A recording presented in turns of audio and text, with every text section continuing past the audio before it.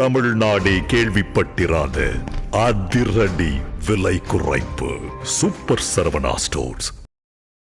வணக்கம். இது தமிழ் குரலின் சிறப்பு நேர்காணல். இன்றைக்கு நம்மோடு இணைந்திருக்கிறவர் மரியாதைக்குரிய மூத்த பத்திரிகையாளர் மற்றும் அரசியல் திறனாய்வாளர் ஐயா திருமிகு ஆர் மணி அவர்கள். சார் வணக்கம் சார்.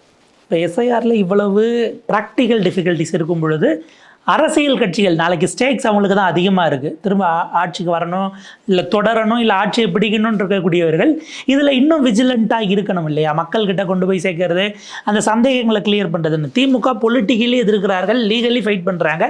ஆனால் ஹெல்ப் டெஸ்க்கை போட்டு டே 1 இருந்து அவங்க வேலையை ஸ்டார்ட் பண்ணிக்கிட்டு இருக்காங்க. கட்சிக்காரர்களுக்கு சந்தேகம் இருந்தால் கேட்கறதுக்கு தனியாக ஒரு ஹெல்ப் டெஸ்க், வார்டு வாரியா அங்கங்க ஹெல்ப் டெஸ்க் ரெடி பண்ண சொல்றாங்க பொதுமக்களுக்குன்னு. அப்ப இதுல இவங்க தெளிவா இருக்கும்போது இன்னொரு பக்கம் அதிமுக அங்க பிஎல்ஓஸை மட்டும் ஒர்க் பண்ண விடுங்க, திமுக காரங்கள்லாம் உள்ள வர்றதை தடுங்க, இல்லைன்னா நாங்க உச்சநீதிமன்றத்துக்கு எஸ்ஐஆர் வேணும்னே கோர்ட்டுக்கு போவோம்னு பேசுற ஸ்டேட்மெண்ட் எப்படி பார்க்க வேண்டியது? அதாவது அதிமுகவும் பிஜேபியும், குறிப்பா அதிமுக ஒரு வரலாற்று பிழையை செய்கிறது. இந்த எஸ்ஐஆரால பல பேருக்கு பாதிப்பு வரப்போகுது. அது ஏதோ எதிர்கட்சி ஓட்டு ஆளுங்கட்சி ஓட்டுன்னு நினைக்காதீங்க. திமுக ஓட்டுங்க அடி விழப்போகுது, பிஜேபி ஓட்டுங்க அடி விழப்போகுது, அதிமுக ஓட்டுங்க அடி விழப்போகுது. கொத்தா எஸ்ஐஆரில் பெயர்கள் வெளிப்படுவதற்கான சாத்தியக்கூறுகள் தெளிவாகவே இருக்குது. ஏன்னா எந்த பக்கம் செதற போகுதுன்னு நமக்கு தெரியல.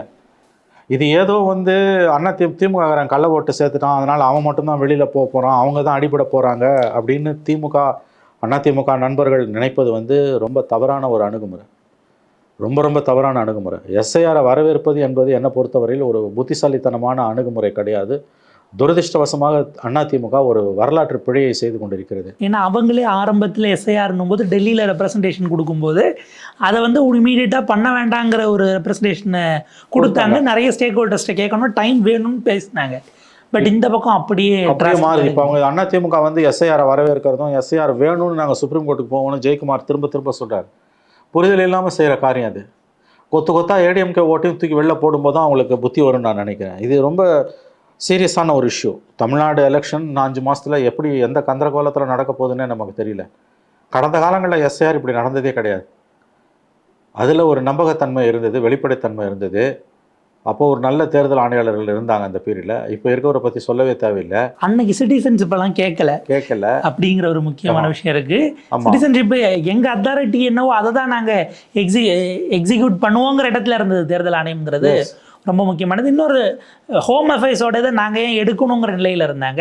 இன்னும் சொல்ல போனால் அன்னைக்கும் பிஜேபி ஆட்சி தான். 2001 வாஜ்பாயினுடைய கவர்மெண்ட்லேயே நம்பகத்தன்மை இருந்தது. ஆனால் இன்றைக்கு இருந்ததுங்க. அன்னைக்கு எலெக்ஷன் கமிஷன் எஸ்ஐஆர் பண்ணும்போது யாருமே எதிர்க்கலைங்க. எதிர்கட்சிகளும் எதிர்க்கல, ஆளுங்கட்சியும் எதிர்க்கல. இன்னைக்கு நீ 65 லட்சம் பேரை கொத்தா தூக்கி வெளியில் போட்ட பிறகு மக்களோட நம்பகத்தன்மை என்பது எலெக்ஷன் கமிஷன் மேலே அதில் பாதாளத்துக்கு போயிடுச்சு. இட் ஹஸ் ரீச் ராக் பாட்டம்னுவாங்க. இப்போ இந்த எலெக்ஷன் கமிஷன் எஸ்ஐஆர் நடத்துறத மக்கள் நம்பிக்கையோடு பார்க்க முடியாது. அன்னைக்கு எம்எஸ் கில் இருந்தார். அப்போ வாஜ்பாய் பீரியடில் தமிழ்நாடு அசம்பிளி எலெக்ஷன் 2001 நடக்கும்போது MS Gill was the election commission. அதுக்கு பிறகு லிங்கடா வந்தார். இந்த எம்எஸ் கில் எல்லாம் ப்ராப்பராக ரன் பண்ணாங்க. இந்த சந்தேகம் இன்னைக்கு யாருக்குமே எழலை. ஆகவே இது நான் உறுதியாக சொல்கிறேன், தமிழ்நாட்டில் எஸ்ஐஆர் ஆதரிக்கிற அதிமுகவும் பிஜேபியும், குறிப்பாக அதிமுக தங்கள் நிலைப்பாட்டிற்காக ஒரு விலையை கண்டிப்பாக கொடுப்பார்கள். எழுதி வச்சுக்கோங்க, ஜனவரியில் வாக்கில் அதிமுகவில் வயிற்றில் வாயில் அடிச்சுன்னு கத்துவாங்க. ஏன்னா அவங்க ஓட்டையும் சேர்த்து தான் எடுக்க போகிறான்.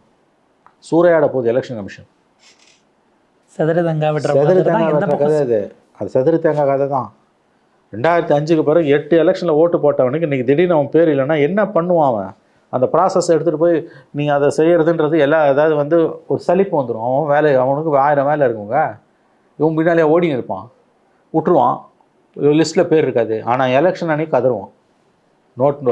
ஓட்டர் ஐடி எடுத்துன்னு கதருவான். அதை இப்பயே கதிரிடுன்றேன். ஓட்டர் லிஸ்ட்லேயே சேர்த்துக்கிறதுக்கு வரும்.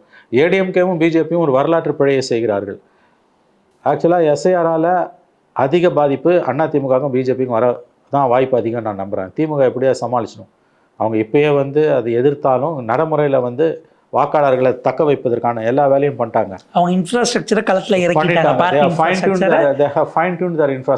தேவையான எக்யூப் பண்ணுமோ கொடுக்குறோங்கிறதையும் சொல்லிட்டாங்க. அவங்க அவங்களோட கிளரிக்கல் ஸ்டாஃப், மேனேஜரியல் ஸ்டாஃப் அவங்களையும் ஃபைன் டியூன் பண்ணிட்டாங்க. கீழே இருக்க கட்சிக்காரனையும் ஃபைன் டியூன் பண்ணிட்டாங்க. கட்சிக்காரனுக்கு கைட்லைன்ஸ் கொடுக்கறதுக்கு ஒரு கமிட்டி, பப்ளிக் கிரிவன்சஸ்க்கு இந்த தொகுதியில் என் ஓட்டு வரல, எஸ்ஐஆரில் ப்ராப்ளம் இருக்குது, தெருவில் கடாசிட்டி போட்டான், இல்லை எனக்கு ஃபார்மே என்ன வரலன்னுலாம் கம்ப்ளைண்ட் பண்ணாங்கன்னா இமீடியட்டாக அதை அட்டன் பண்ணுறதுக்கு டிஎம்கேல systems are fine tuned. Systems far fine tuned. AIADMK இது இல்லை. எஸ்ஐஆரை எதிர்க்கிற திமுக தப்பிச்சிடும். என்ன கேட்டால் எஸ்ஐஆர் ஆதரிக்கிற அதிமுகவும் பிஜேபியும் தான் பெரிய வேலையை தமிழ்நாட்டில் கொடுக்க போகுது. ஏன்னா அவங்க ஓட்டர்ஸும் முதல்ல லிஸ்ட்டில் சேர்க்காம இருப்பதற்கான வேலைகளை திமுகவும் காங்கிரஸும் எல்லோரும் பண்ணுவாங்க. எலெக்ஷன் கமிஷனும் அது வந்து அவங்களுக்கு ஒத்து ஊதிச்சுன்னா முடிஞ்சு போச்சு கதை. பாப்போம் சார், ஒரு விரிவான ஒரு இடத்துல கட்டத்துக்கு எப்படி போகுது, சம்மந்தப்பட்ட ஸ்டேக் ஹோல்டர்ஸ் விழித்துக் கொள்கிறார்களான்னு நம்ம பொறுத்திருந்து பார்ப்போம். உங்கள் நேரத்துக்கு கருத்துக்கு நன்றி. நன்றி சார்.